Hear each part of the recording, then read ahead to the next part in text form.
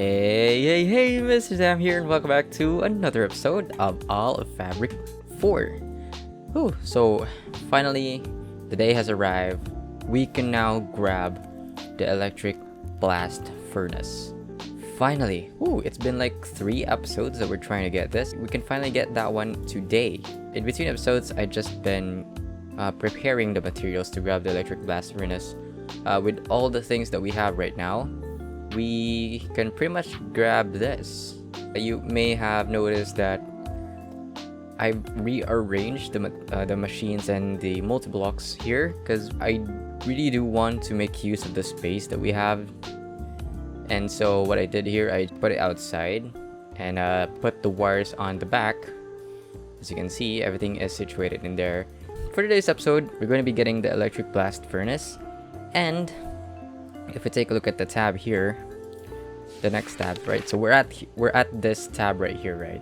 And the next tab is to get the advanced machines, which, well, that's a lot of microcrafting. And instead of proceeding to the advanced machines tab, I would like first to do something, and that is going to be automating, well, not the electronic circuit, but the analog circuit itself. So I mean, if you get one analog circuit, you know, the microcrafting is bearable. But once you need a lot of this, it just takes a lot of microcrafting, really, and it's just kind of exhausting. And so, what my plan is to automate the analog circuit, and then probably in the future I'm going to automate as well the electronic circuit, because again, this is going to be useful in the electric stage, the electric age itself. So yes, I think I'm going to be automating that, but for now we're going to be getting the electric blast furnace and automating the analog circuit itself. So okay, let's do this. So electric blast furnace is a multi-block, right? So we're still at this tier right here, the copper nickel tier. It has 2 tiers. This one is a higher tier and this one is a lower tier. So it says here we need 16 copper nickel coil and 17 heat-proof machine casing, but we could make use since we're going to be putting 4 hatches. What that means is we're going to be only needing 13 heat-proof machine casing, and so I do have that one ready. As you can see, 13 heat-proof machine casing and then 16 copper nickel coil. Cool. And then this one is for the making of the basic machine hull right here. So we need this redstone battery. Cool. And then this one, the analog circuits, and I believe we just put this one right there. The basic machine hull, and another basic machine hull. Then electric blast furnace. There we go. Hey. Also, while we're at it, you know what? Let's oh man, that's a lot of lubricant. I do have tanks in here, so which I guess I could just empty this one up. Yeah, it's not going to be a lot of lubricant, but you know. So I'm going to be upgrading this to steel now. Right, I have prepared the materials for that one as well, so don't worry. On to the next project. I guess for the electric blast furnace, I'm going to be converting this into an electric blast furnace. Let's see. Yeah, I guess that's the only way here. Okay, so let's remove this. Alright. And then I guess the electric blast furnace won't use steam, so let me get rid of that one. So heat proof machine casing onto the bottom. Then I guess let's put this one. So electric blast furnace. Oh, this one should be on the very bottom. My bad. Yeah, something like that.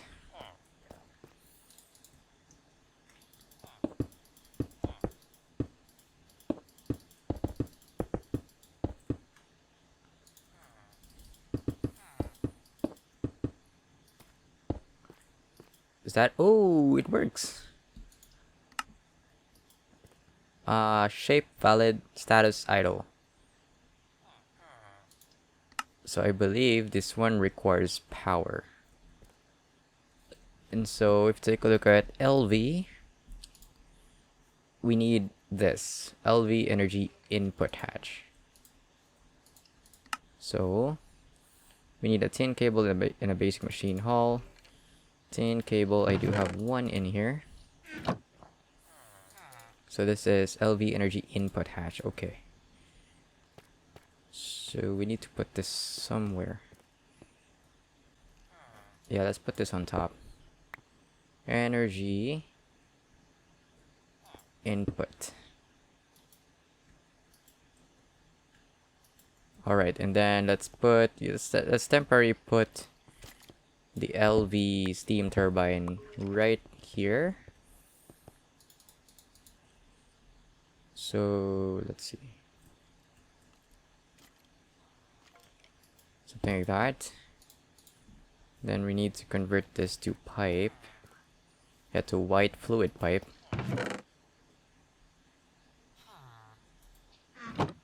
There we go.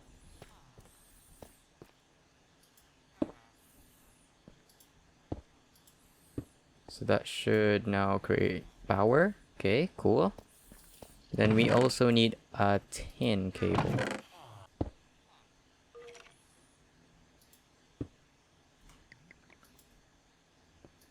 Okay, there we go. Alright. So let's see. This one creates aluminum, right? Out from aluminum dust. But really the important reason why we needed the copper nickel tier is to make the silicon dust. Yeah, this one right here. For this one, creates...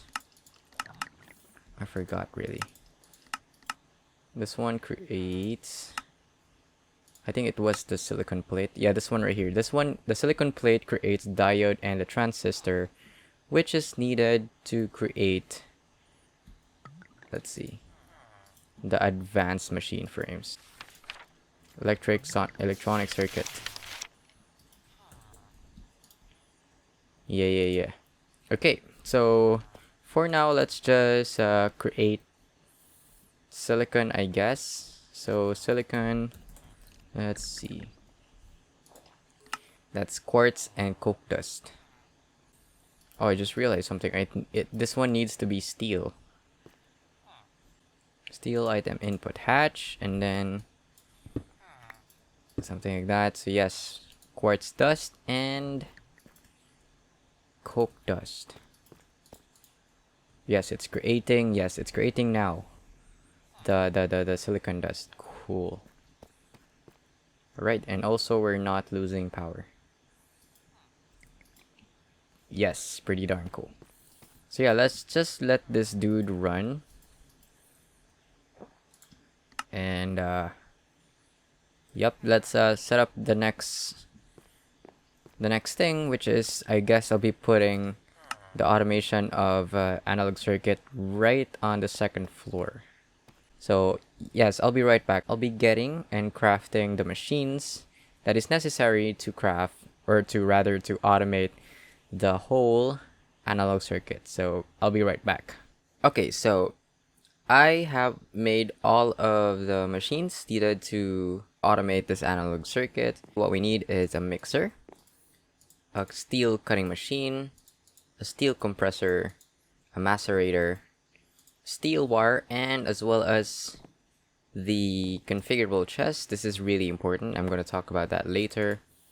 And as well as we need the assembler itself. So for the assembler, this one requires 2 conveyors and then 4 pistons to create the 4 robot arm. Okay. And then basically that's pretty much it.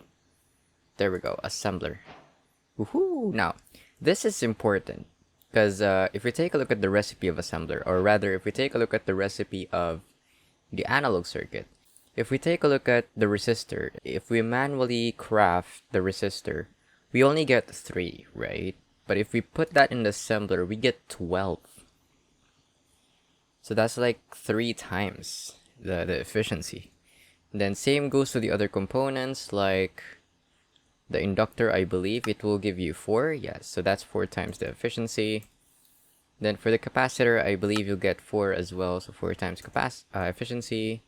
And then for the analog circuit, well, it doesn't really give you a benefit, but still having to craft it in an assembler is one way to craft this efficiently. So then, as you can see, I've somewhat decorated, well, not entirely, but set up a place for them to sit. So this configurable chest, it doesn't really matter if it's a configurable chest or not, but basically what I'm trying to do here is this is going to be our input, and this is going to be our output. And then what we need is I believe a steel compressor, something like that. And then I think it was the steel wire mill somewhere there, and then macerator on top. And then the assembler goes here, right? And then the steel mixer is up here, and then steel cutting machine. Okay, so what happened here is I've connected our steam to the individual machines, and as well as I've hooked up the creosote pipe towards the steel mixer so that we can start making some lubricant, and we can then make use of the steel cutting machine. Okay, so we have this setup, right? The next thing that we need to do is to put the allocations. So we need 49 ingots in there, copper ingots to be specific. We need to put only 49 of the copper ingots, and then 30 rubber sheets, something like so. So this one should be 30, and then 12 gold ingots. 12 gold ingots, and as well as 2 steel ingots. Let's see, steel, where is it? This one right here. I only need 2 of this, and 2 coals, something like so. Again, 49 copper ingot, 30 rubber sheets, 12 gold ingots, 2 steel ingots, and 2 coals, and then we can just lock the other slots that we don't need. So this is for the input, right? This is our input, and this is going to be our output. And so I need to allocate something in the buffer chest first. So for the buffer chest, we need a stack and 8 copper coil. So stack of you and 8. There we go, 8 copper wire. And then we also need 30 rubber sheets. Rubber sheets. There we go. And then 12 copper plates. 12 copper plates.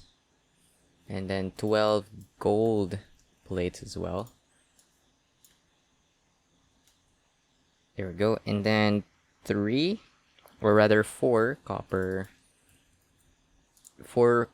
fine wire. And then 3 steel ingot, or rather steel rods. There we go. And then 2 coal dust. Coal dust. There we go. So lock that one up. I guess we don't really need to lock the other slots, I believe. So this one should be auto outputting to the bottom. And then this one should be, or maybe we could just use a pipe to do the logistics of this, but let's not mind that for now. For the next thing that we need to do is to do the logistics of our input first. So for the input chest, we want to make use of the white pipe, so that we'll know what color of the pipe is inputting. And for the output, we're going to be using light gray for that one. Something like so. And then probably like that. So let's configure this. This one should be output and blacklist. Okay, so for the steel cutting rod, or for the steel cutting machine, that's where the steel ingot should come in. So let me whitelist the steel ingot in there. Steel ingot. All right, and then for the macerator, that's where the coal will come in. Something like that. And then for the steel wire mill, that is where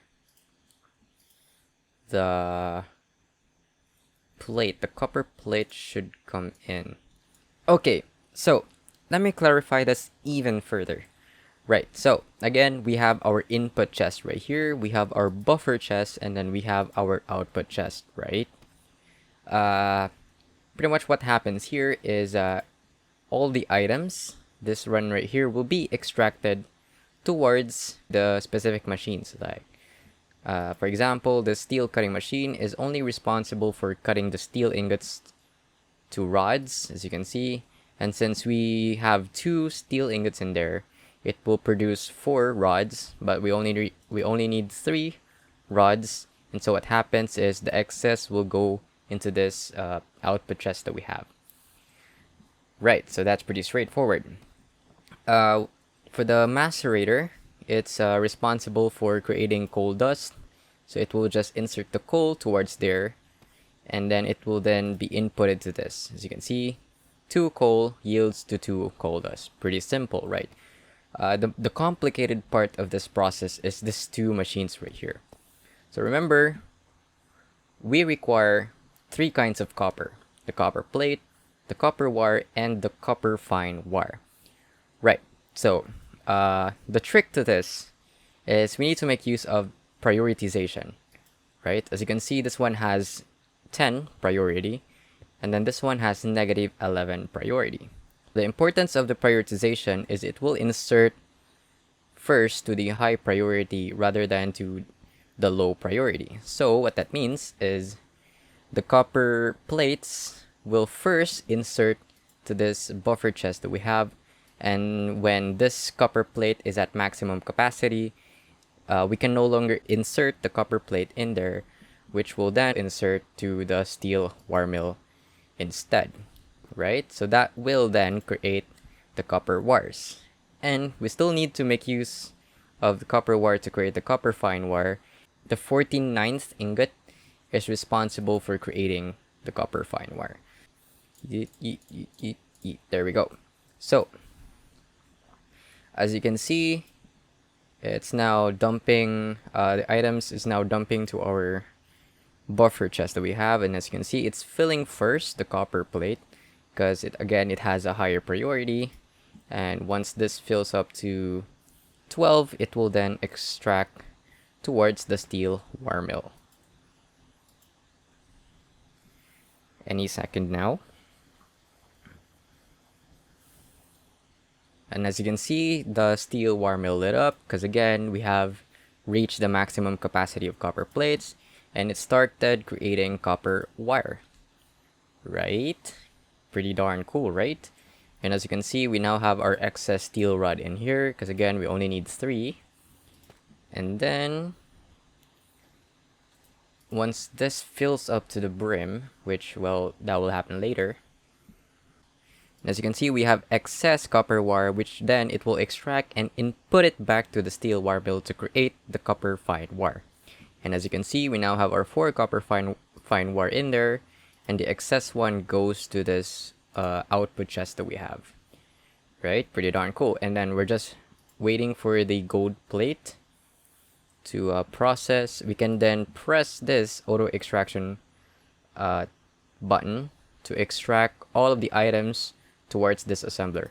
The only downside is we cannot turn off and on the auto extraction, and so this is still not automation really, because again, we need to go back here to press this so that we can start making the analog circuit itself. And the neat part here is we're using cables to auto extract an input, right? So what happens here, once the inductor or once the items is done processing, it will then extract it by this cable, which will then input it back inside the assembler, right? So once all of the machines, all of the parts has been crafted or assembled, all those parts then will turn into analog circuits.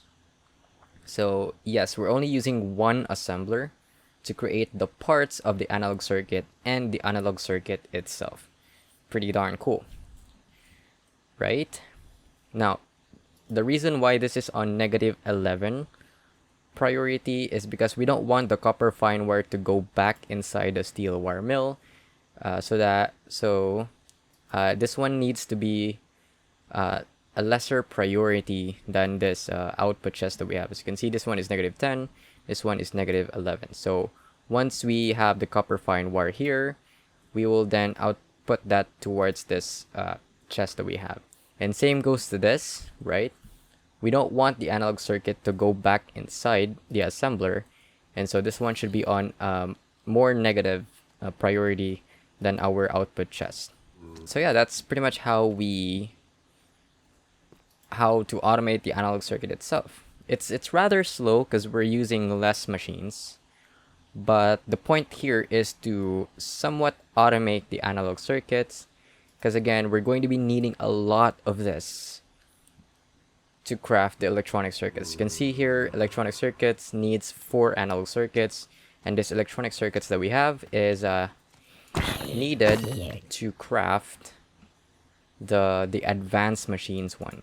As you can see here, we need a centrifuge that requires electronic circuit. We also need a chemical reactor, which requires 2 electronic circuits.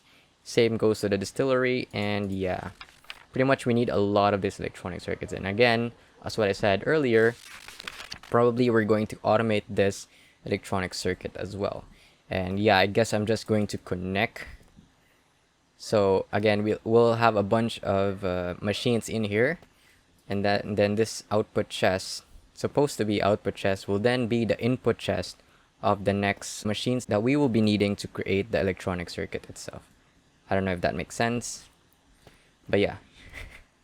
I've done the math here. 12 analog circuits has the least amount of excess materials that you can get. So I guess that will be for today's episode. As you can see, it started crafting the analog circuit. Yeah, we're pretty much done here. Thank you for watching. If you liked the video, don't forget to like and subscribe as well if you love our content. Thank you for watching. See you in the next episode. As always, have a nice day. Peace. To join forces.